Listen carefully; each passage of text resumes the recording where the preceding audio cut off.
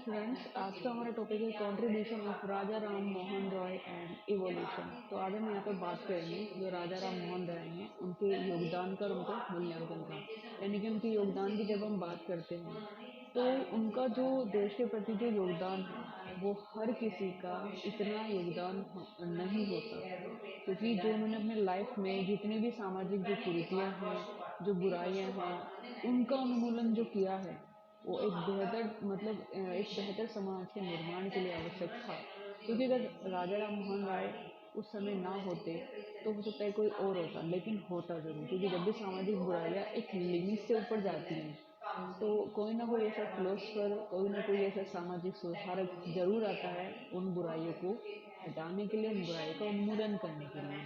तो यहाँ पे हम आज बात करते हैं कि राजा राम मोहन राय का क्या योगदान है, क्योंकि जब हम योगदान की बात करते हैं तो उनका जो ब्रह्म समाज की बात करें या सती प्रथा उन्मूलन की बात करें या बाल विवाह उन्मूलन की बात करें तो इन्होंने ही शुरू किया था। क्योंकि अगर ये शुरू ना करते तो समाज इतना क्रूर है हमारे यहाँ, हमारे भारत का, कि आज तक वो सती प्रथा लगातार वो चली होती। क्योंकि जिस तरह की जो प्रथाएं होती हैं जब वो धर्म से रिलेट करती हैं तो लोगों का जो अंधविश्वास है वो इंक्रीज होता है, क्योंकि वो सामाजिक बुराई से अभी भी बहुत सारी ऐसी चीज़ें हैं जो उनसे बाहर नहीं निकलना चाहते हैं। तो एक बहुत बड़ा एक बुराइयाँ होती है समाज में, जो प्रॉपर रूप से उस समय राजा राम मोहन राय ने एक कदम उठाया, उस कदम से वो पूरे समाज से उन्होंने इस तरह की बुराइयों का उन्मूलन के, इस तरह की बुराइयों को खत्म किया। क्योंकि अगर समाज में फीमेल से रिलेटेड इस तरह की बुराइयाँ पनप रही हैं तो प्रॉपर रूप से हमें उसे खत्म करनी चाहिए, जो हमारे समाज की उन्नति के लिए भी सही नहीं है। तो चलिए हम फिर टॉपिक स्टार्ट कर देंगे। फिर राजा राम मोहन राय के योगदान की दृष्टि से हम निसंदेह रूप से यह कह सकते हैं कि कोई डाउट ही नहीं है उसमें कि वो एक अत्यंत दूरदर्शी, एक उच्च कोटि के बौद्धिक चरित्र के व्यक्ति थे। कहने का मतलब ये है कि वो एक दूरदृष्टिकोण थे, यानी कि आज से 100 साल बाद क्या होने वाला है उस बुराई को लेकर, उस एक्टिविटी को लेकर जो आज समाज में पनप रही है, वो उस लेवल पर उस चीज़ को देखा करते थे। तो अगर वो सोसाइटी के लिए अच्छी है तो उसे ग्रो अप करो, लेकिन अगर वो सोसाइटी के लिए ठीक नहीं है तो उसे वहीं पे दबा दो, उनका उन्मूलन कर दो, उसे वहीं पे फिनिश कर दो। तो उस तरह के राजा राम मोहन राय का इस तरह का उनका ओपिनियन था चीज़ों को देखने का। उन्होंने अपने गरिमापूर्ण व्यक्तित्व और कृतित्व, जो उनका कर्तव्य था, ड्यूटी को लेकर उनका जो योगदान था, जो कंट्रीब्यूटर, जो डेडिकेशन था, उसे वो भारत में धार्मिक, सामाजिक, आर्थिक, राजनीतिक क्षेत्र में नव जागरण का शंख उन्होंने वहाँ पे फूका, जी बजाया, एक तरीके से बिल्कुल स्टार्ट किया। और उनमें प्रगतिशील सुधारों हेतु जीवन पर्यंत अथक परिश्रम और प्रयास किया। उनके योगदान कुछ हम यहाँ पे छोटे छोटे पॉइंट में आपको यहाँ पे डिस्कस करेंगे। तो प्रॉपर रूप से यानी कि हमारे समाज में जो बुराइयां हैं वो धर्म में भी बुराई हैं, बहुत सारी समाज के अंदर भी बुराइयां हैं, आर्थिक रूप से भी बहुत बुराइयां हैं, सामाजिक क्षेत्र भी ऐसा है, राजनीतिक क्षेत्र भी ऐसा है जहाँ बुराइयां भरी पड़ी हैं। तो एक तरीके से उन बुराइयों का मूलन करके, उन बुराइयों को फिनिश करके एक रिव्यू तरीके से रेनेसां के वहाँ पे उन्होंने शुरुआत की। तो यहाँ पे सबसे पहले हम बात करेंगे धर्म सुधार एवं सभी धर्मों की एकता पर उन्होंने बल दिया, यानी कि phases on religions reform and unity of all religions. वो सभी धर्मों की एकता में विश्वास करते थे। तो राजा राम मोहन राय ने जीवन पर्यंत यानी कि पूरी लाइफ टाइम धर्म में सत्य की तलाश की, और यानी कि वो एक सच खोजते रहते थे कि धर्म से रिलेटेड एक्चुअल में ट्रुथ क्या है, जिसके बेस पर हम अपना ग्रो अप कर सकते हैं। तो इस अर्थ की जो बुराइयां होती हैं वो ट्रुथ नहीं होती हैं, जो कर्मकांड होते हैं, जो एक तरीके से जो अंधविश्वास होता है वो ट्रुथ नहीं होता है, क्योंकि लोगों द्वारा ही अपना खुद के लिए ही बनाया गया है, वो समाज पे थोपते हैं उस चीज़ को। तो वो तलाश करते थे उस चीज़ की कि सच क्या है। तो उन्होंने विश्व के प्रमुख धर्मों, हिंदू, इस्लाम और ईसाई धर्म का गहन और तुलनात्मक अध्ययन किया, यानी बहुत ही डीपली स्टडी की और कंपेयर किया एक धर्म से दूसरे धर्म से क्या कनेक्शन है या फिर क्या एक्टिविटी है उस वर्क की, उस ड्यूटीज़ की। तो उन्होंने कंपेयर स्टडी की। उसके बाद में इस निष्कर्ष पर पहुंचे कि सभी बुनियादी रूप से एक है। एकेश्वरवाद का उन्होंने वहाँ पे संदेश दिया। तो प्रॉपर रूप से यहाँ पे एकेश्वरवाद इज वेरी इंपॉर्टेंट हो जाता है कि एकेश्वरवाद का जो सिद्धांत है वो किसने दिया था। तो ये थ्योरेटिकल नहीं है, क्योंकि उन्होंने खुद से एनालाइज किया, ऑब्जर्व किया, चीज़ों को रिसर्च किया और अध्ययन किया। क्योंकि फिलोसफर क्या होते हैं, वो रियलिस्टिक में ज़्यादा बिलीव करते हैं। और रियलिस्टिक कहाँ से आती है, जब वो एक्सपीरियंस होते हैं, कोई चीज़ स्टडी करते हैं और फील्ड वर्क करते हैं, यहाँ पे राजा राम मोहन ने फील्ड वर्क भी किया, स्टडी किया बहुत ज़्यादा डीप, हर एक धर्म से रिलेटेड उन्होंने वहाँ पे बहुत ज़्यादा स्टडी की। वो देखना चाहते थे कहाँ तक कौन सा धर्म कितना सही है। तो फाइनली इन्होंने ये रिजल्ट उनका निकला है वहाँ पे कि सब धर्म एक जैसे हैं, तो तुलनात्मक तुलना की तो कोई बात ही नहीं होती। तो वहाँ पे एकेश्वरवाद का उन्होंने संदेश दिया। तो उन्होंने 1828 में ब्रह्म समाज की स्थापना की तथा प्रतिपादित किया कि ईश्वर एक है, अद्वैत है, निराकार है, शाश्वत है।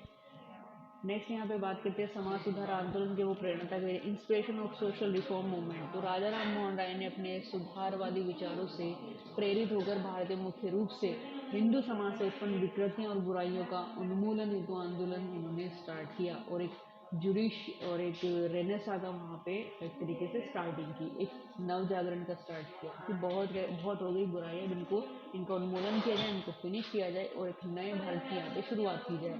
तो उन्होंने अनुभव किया कि भारतीय समाज की उन्नति तभी संभव है जबकि उनमें व्याप्त विकृतियाँ, कुरीतियाँ, रूढ़ियाँ, अंधविश्वास का अंत किया जाए और आधुनिक दृष्टिकोण को अपनाने के लिए प्रेरित किया जाए। तो प्रॉपर रूप से आज भी वही चीज़ें यहाँ पे फॉलो की जानी चाहिए कि जब भी समाज में कोई भी बुराई ज़्यादा पनपती है, देखिए धर्म से रिलेटेड कोई भी अगर बुराई है, वो अंधविश्वास का जन्म लेगी, वो कर्मकांड का जन्म लेगी, या वो कुछ भी ऐसी विकृति कृतियाँ बना रही है, तो वहाँ पे उसका उन्मूलन हो जाना चाहिए। ऐसा नहीं कि आप उसको सपोर्ट कर रहे हैं, तो अंधविश्वास को कभी सपोर्ट नहीं करना चाहिए। तो यही राजा राम मोहन इस तरह के जो सुधारक रहे हैं, तो इन्हीं की वजह से आज हम एक ऐसे समाज में खड़े हैं जहाँ सती प्रथा नहीं है, जहाँ पर प्रथा प्रथा नहीं है, लेकिन बहुत सारा समाज है ऐसा कि बहुत सारी ऐसी जगह है जहाँ हमें प्रथा प्रथा देखने को मिलती है।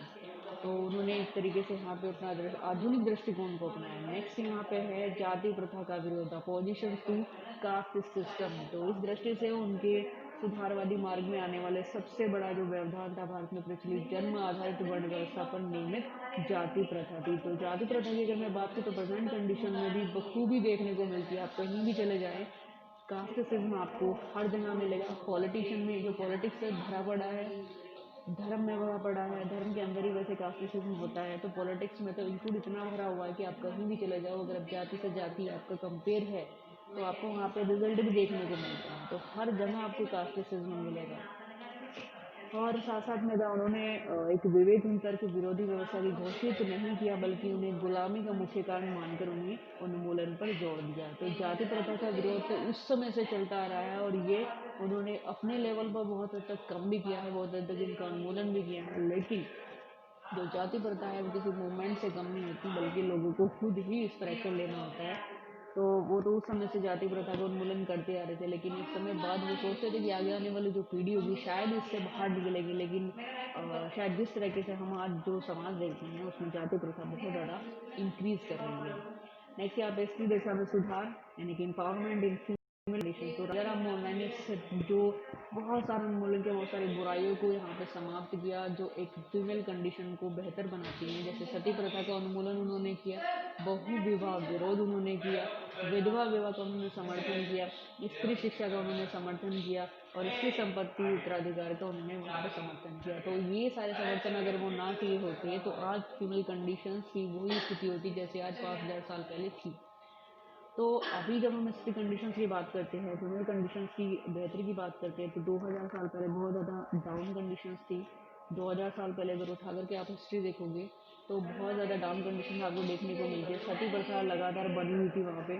लोग इसमें अपना एक तरीके से बहुत अच्छा मानते थे कि एक अगर उसका मतलब वो जो हस्बैंड है वो उसकी डेथ हो जाती है किसी कारण की वजह से तो उसे जीने का कोई हक नहीं। इस तरह की इतनी क्रूर प्रवृत्ति, इतनी क्रूर जो कुरीतियाँ थी वो हमारे समाज में बनी हुई थी, जिसका उन्मूलन करना बहुत ज़रूरी था। क्योंकि एक तरीके से जो मैरिज होती है वो एक दूसरे से कनेक्ट ही होती है। ऐसा नहीं कि अगर एक चला जाए तो उसके साथ साथ आप भी अपना शरीर त्याग देंगे। तो बहुत ही क्रूर, बहुत ही घृण टाइप की एक्टिविटी थी जो नहीं होनी चाहिए। अगर कहीं भी समाज में होती है तो शर्म वाली बात हो जाती है उसमें। तो वहाँ पर उन्होंने सती प्रथा का उन्मूलन किया। तो फिर दूसरा यहाँ पे बहु विवाह विरोध उन्होंने किया कि आप एक से ही शादी कर सकते हैं, आप मतलब बहुत सारी फीमेल के साथ आप अपने रिलेशन नहीं कर सकते, ये इलीगल। तो प्रॉपर रूप से यहाँ पे बहु विवाह विरोध उन्होंने वहाँ पे किया। तो स्त्रियों पे इनकी जो दशा थी वहाँ पे फीमेल कंडीशन को उन्होंने बेहतर से बेहतर बनाने के लिए जो मूवमेंट थे वो चलाए। विधवा विवाह समर्थन उन्होंने किया, वो बेसिकली होना भी चाहिए।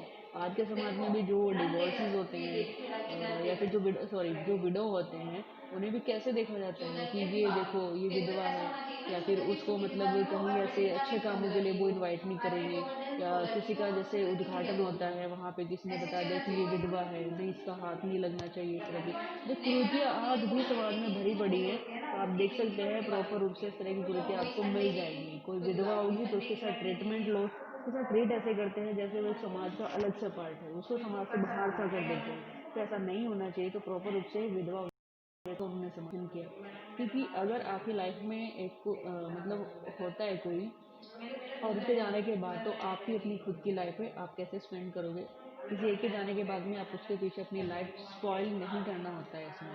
तो प्रॉपर रूप से विधवा का समर्थन उन्होंने यहाँ किया। एक सामाजिक बुराई होती है जो विधवा विवाह, यानी कि विधवा के बाद किसी विवाह को ऑब्जेक्शन लगाता है कि नहीं होना चाहिए, अब उसी की मतलब उसी की उसमें वो अपना स्पॉइल करती रही अपनी जीवन, तो ये बेहतर नहीं होता है। तो उन्होंने विधवा विवाह समर्थन किया, स्त्री शिक्षा का उन्होंने समर्थन किया। तो बेसिकली वो समाज सबसे ज़्यादा डेवलप होता है जहाँ पे वुमेंस जो लिटरेसी होती है वो 100% में जाती है। तो इंडिया में बहुत सारे राज्यों में, जैसे केरल राज्य में 100% है, मिजोरम साइड में 100% के आसपास है, लेकिन बहुत से स्टेट्स हैं ऐसे इंडिया में जहाँ पर लिटरेसी की बात करें तो वुमेंस का बहुत जो परसेंटेज है वो डाउन है, जबकि नहीं होना चाहिए। क्योंकि समाज बेहतर बनता है जहाँ स्त्री की दशा सुधरती है, क्योंकि अगर वहाँ पे वुमेन कंडीशन स्ट्रॉन्ग है, वहाँ पे एम्पावरमेंट ज़्यादा है, तो वहाँ का समाज क्या होता है, एडवांस होता है। तो आपको अगर अमेरिका या यूरोप जैसा कंट्री अपना क्रिएट करना है तो वहाँ पे जो वुमेन कंडीशन है उसको बेटर बनाइए। फिर यहाँ पे बताया मैं स्त्री संपत्ति उत्तराधिकार का समर्थन उन्होंने किया कि जो भी मतलब प्रॉपर्टी होती है वो जितना वहाँ पे मेंस के हाथ में होती है प्रॉपर्टी, उतना ही उनको राइट्स वहाँ पे वुमेन्स को भी होता है। तो ऐसा नहीं है कि वुमेन्स का कुछ नहीं है। तो आज भी, और सुप्रीम कोर्ट ने प्रेजेंट कंडीशन में भी ये प्रॉपर रूप से स्टैम्प लगा दिया है कि जितना आप बॉयज़ को दोगे उतना ही गर्ल्स का भी हक है। तो आज यहाँ पे डिस्कस पूरी तरीके से हमने यहाँ पे किया कि जो समाज सुधार को लेकर के जो कंट्रीब्यूशन थे राजा राम मोहन राय के, वो हमने यहाँ पे डिस्कस किए। तो बेसिकली आज का टॉपिक आपको समझ आया होगा। और नेक्स्ट हम यहाँ पे थोड़ा सा इवोल्यूशन से ही रिलेटेड एक और टॉपिक यहाँ पे डिस्कस करेंगे। तो तब तक के लिए नेक्स्ट मिलते हैं नेक्स्ट लेक्चर में।